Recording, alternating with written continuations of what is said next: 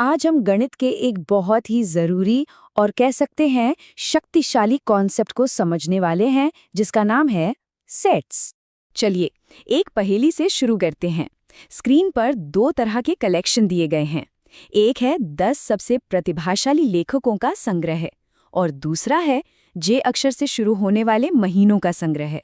जरा सोचिए, इन दोनों में से कौन सा बिल्कुल साफ है और कौन सा थोड़ा धुंधला, मतलब अस्पष्ट है। तो ये जो फर्क है ना, एक अस्पष्ट और एक एकदम सटीक विचार के बीच, बस यही सेट्स को समझने की चाबी है। देखिए, गणित में क्लैरिटी यानी कि स्पष्टता सबसे जरूरी चीज होती है।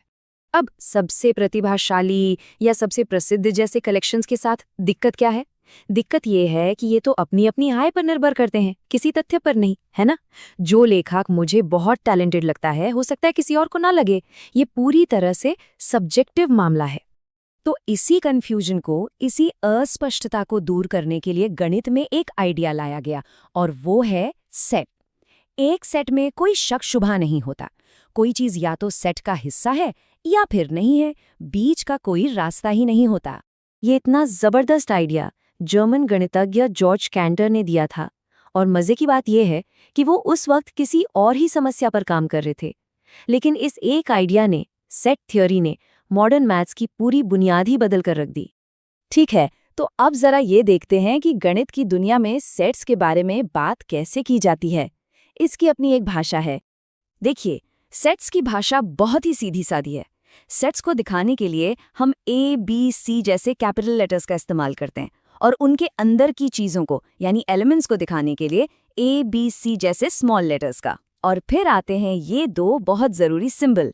एक का मतलब है उसका हिस्सा है या बिलोंग्स टू, और दूसरे का मतलब है उसका हिस्सा नहीं है या does not belong to.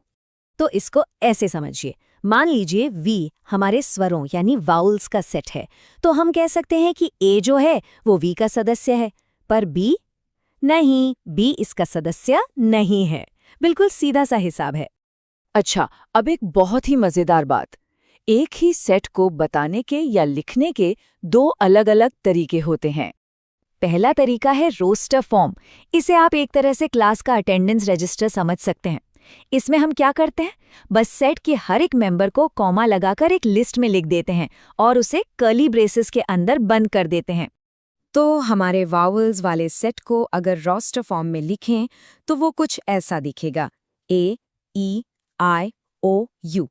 Simple, सीधा और बिल्कुल साफ। और दूसरा तरीका है सेट बिल्डर फॉर्म। यहाँ हम लिस्ट नहीं बनाते, इसके बजाय हम एक नियम, एक रूल बताते हैं, एक ऐसी कॉमन प्रॉपर्टी जो उस सेट के सभी मेंबर्स में होती है।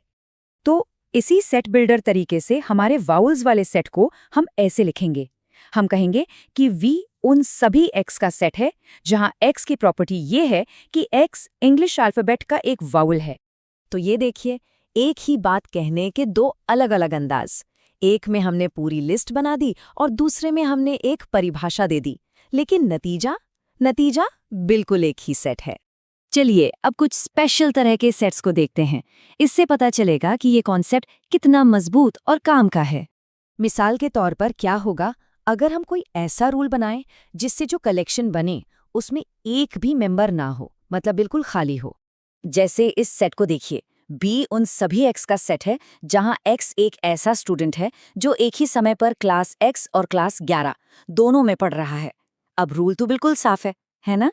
लेकिन क्या ऐसा कोई स्टूडेंट हो सकता है? नहीं, बिल्कुल नहीं। कोई भी एक साथ दो क्लास में नहीं हो सकता। गणित में इसे एम्प्टी सेट या रिक्त सेट कहते हैं और ये अपने आप में एक बहुत ही फंडामेंटल कॉन्सेप्ट है। भले ही इसके अंदर कुछ भी ना हो, फिर भी ये एक प्रॉपर वैलिड सेट माना जाता है। तो ये तो हुई एक एक्सट्रीम की बात।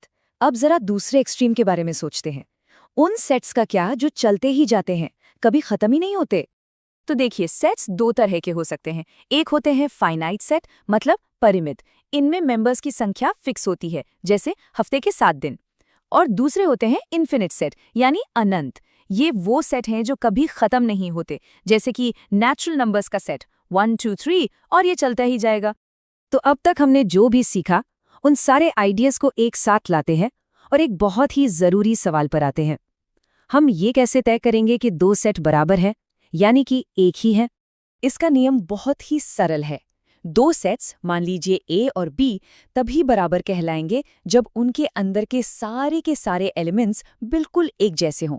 मतलब जो कुछ ए में है वो ही बी में होना चाहिए, और जो कुछ बी में है वो ही ए में, न कुछ ज्यादा न कुछ कम।